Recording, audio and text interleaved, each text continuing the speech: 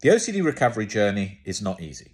So you're not going to recover in an intensive course for 1 week, 2 weeks, 3 weeks, and then it's all gone. It doesn't work like that. It's harder than people imagine. It's not rocket science, but it's tougher than we want it to be. And it requires persistence, practice, and time. The problem is, for years, there's been so many websites and social media accounts that make it sound very simple, OCD recovery, specifically with the sort of thoughts of thought stuff that I've been talking about now for many years, and why there is a hell of a lot more to recovery than just trying to tell yourself, this is a thought, leave a thought there, distance yourself from a thought. But there is more to how that is taught, and that is an important part of the journey, learning to become an observer of our thoughts, learning to think of the brain like a computer, just coming up with lots of different codes and just observing that process happening. Now, that part of the journey is a sort of an understanding into OCD and learning that our thoughts are random and happen as just part of the process of the brain.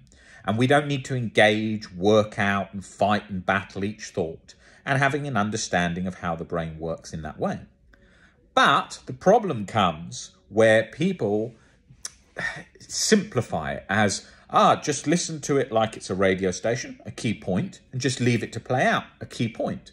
But you won't be able to just shut it off like that because if you're very scared of something, that alarm is going to be sounding until you have brought the fear down, you've made more peace with it, a deeper level of acceptance, and then it reduces. That doesn't mean every single thought that's firing out, you're trying to accept. It's not a doing like that. It's a gradual change in perception that's happening over time. And you're going to have morphing thoughts and thoughts that move around and go to all different things. And you allow those. We welcome any thought, and we've got to be willing to have any thought, no matter what the content. But we also need to work towards unconditional self-life and other acceptance. So we have a deeper level of acceptance, usually where the individual has been stuck with chronic anxiety or chronic guilt for a long period of time. Now, when that's the case, having a better understanding and getting into those beliefs, because OCD takes orders from beliefs, not thoughts, then gives that much deeper level of peace. And that gets under the core fears where most of those thoughts are fueling from. You're not getting intrusive thoughts of caterpillars and octopuses.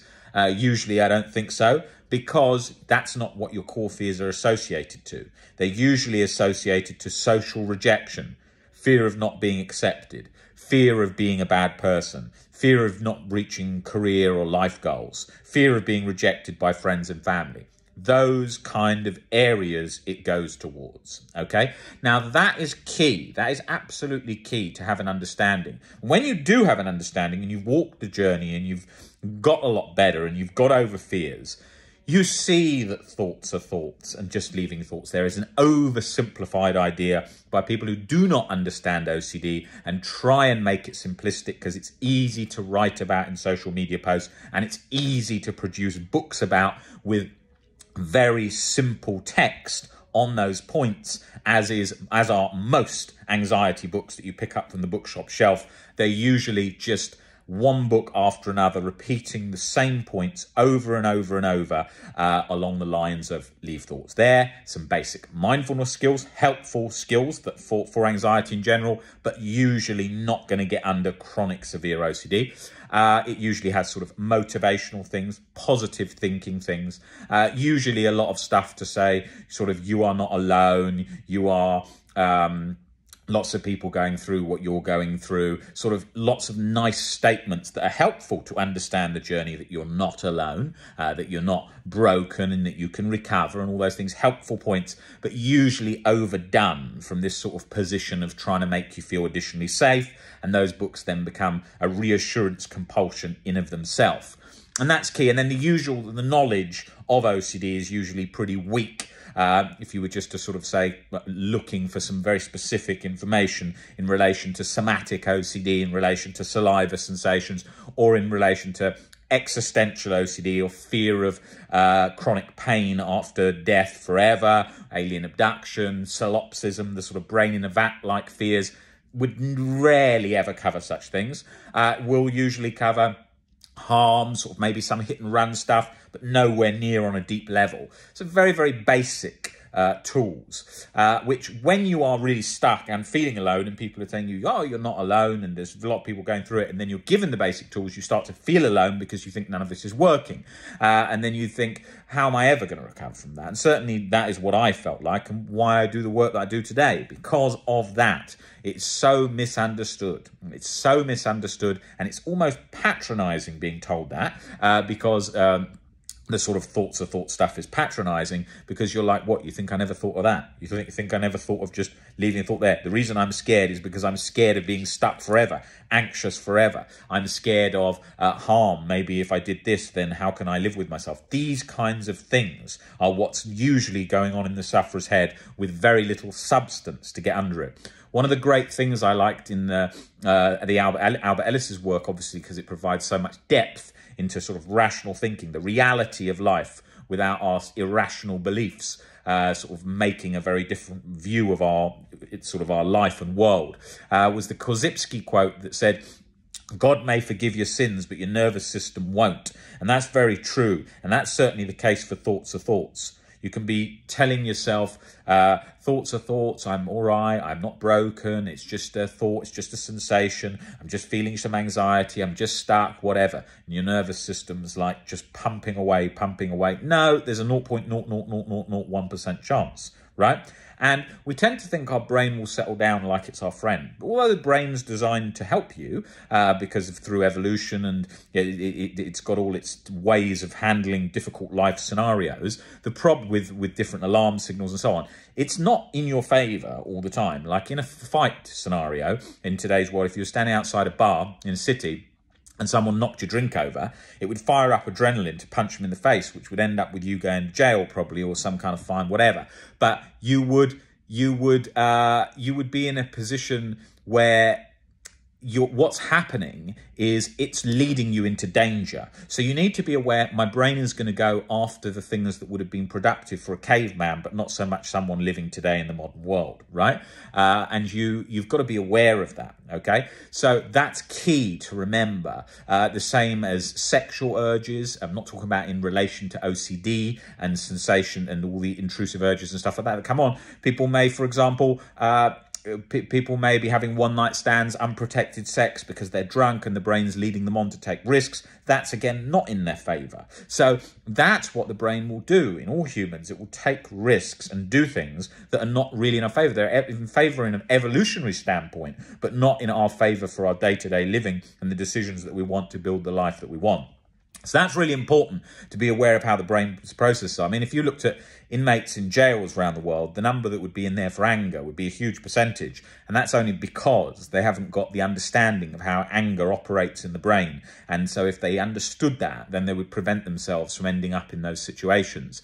And that's the way with most things. There's usually very little insight in sort of schooling systems, college systems for these sort of real world skills that are going to do that, rather focused on the academic results needed to get into universities and so on, rather than those things. The same as in schools, they don't teach you about, they do it briefly in economics, but not really about sort of investing and setting up businesses and all these kinds of things, which would be useful tools for people in today's world. And I know that they try and bring that in more now, but really that's lacking. Now, that's exactly the same as with anxiety, is that most people, look, I could find out in just 10 seconds if somebody understands OCD. If I was trying to seek help for OCD and I wanted to find out in 10 seconds if somebody understood OCD, I would just literally ask them these questions. What do you do if it's not going away and I've tried leaving it there with mindfulness tools and thoughts are thoughts and it's still just pounding away chronic anxiety? How do I get a deeper level of acceptance?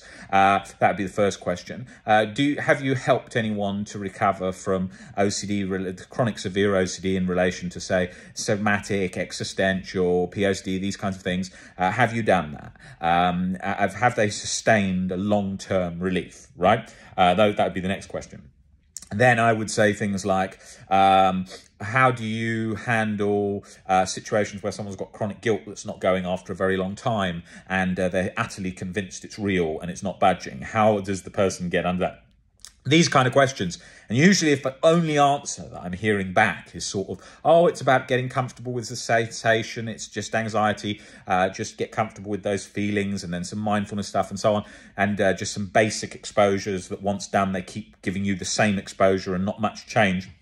I'm then very aware very quickly that they're sort of, it's very basic what's going on. And that's the reason I'm still stuck, and the reason that 90% plus are still stuck, because of that, because of the lack of knowledge needed to recover from OCD. And what we do on a daily basis of, you know, my whole life's work is working with OCD, and the team that I've got here, you know, we rarely hear anything that we haven't heard about OCD, any particular thing. I rarely have a session with someone where they come up with a fear I haven't heard, or a situation that I think, oh my God, this is so difficult. That doesn't exist, because it's all in relation to the perspective that the person's holding, that's creating a chronic anxious and guilt, almost like feedback loop in the brain, where they're just chronically anxious, chronically stressed, chronically guilty, that's going on there 24/7. So once we change their perception by looking at life rationally, realistically, as well as doing exposures specifically targeted to get into under that real tight grip that's sort of nestled under there, pumping away that sort of cortisol soup of anxiety and chronic guilt, then you get back to that baseline inner peace that we once knew prior to chronic severe and OCD taking a hold. And so, yeah, that's very much needing to know how to get under whatever OCD comes up with in the mind. And that is different in different situations in relation to chronic. Although the thoughts are all just thoughts, yes, you may have a situation like a real event. Maybe you get a disease, and then you've got to learn to make peace with that disease. So rational thinking and breaking down and disputing those irrational beliefs associated with that fear of that disease then brings down that chronic feedback loop of anxiety that's pumping away 24/7 with that 0.0001% risk and not wanting to subside. So that's what we do, and that's what we look at, and that's what we're proactive towards, and we're very hands-on, and we really get under those things. And if you do want help with chronic severe OCD, or just OCD in general, mild, whatever, or anxiety in general, GAD, panic disorder, and so on, get in touch with us. Email phil@ocdrecovery.com, and we do one-to-one sessions and webinars that are running every week, and we can definitely help you.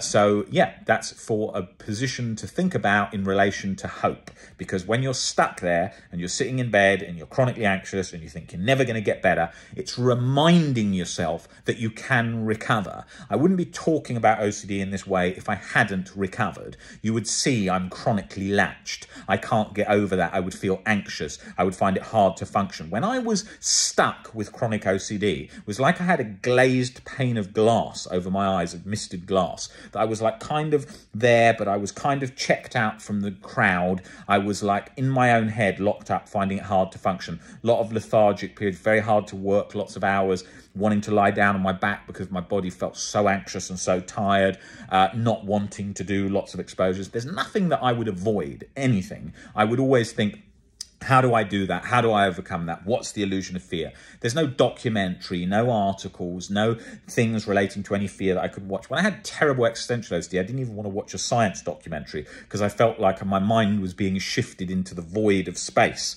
and that amount of uncertainty, I wouldn't be able to get myself out of that realm. And that was very scary to me. The same with solipsism, watching films like The Truman Show and so on, and feeling that my whole life was a movie and I was the actor and that everyone else was just robots. Something like that, or with the harm OCD, feeling stuck in the past and 24/7 latched. I have been there. I understand it. No matter what the situation, you are not the exception. You are not alone. This is a path that all of us have walked. This is a path that we understand well. You are not in a position where your brain is different. It's an exception. It's genetically different or anything like that. It's always as clear as day when anyone comes in to see me that their perspective of something is the problem. They're scared of a something. And once that changes, that relationship with it or that thing, it gradually fades down. And that is vital, because what happens is we tend to be sort of glued inside, fused to that angst, to that thing we fear, and we're not letting go internally. The nervous system is like, that's a threat, bang.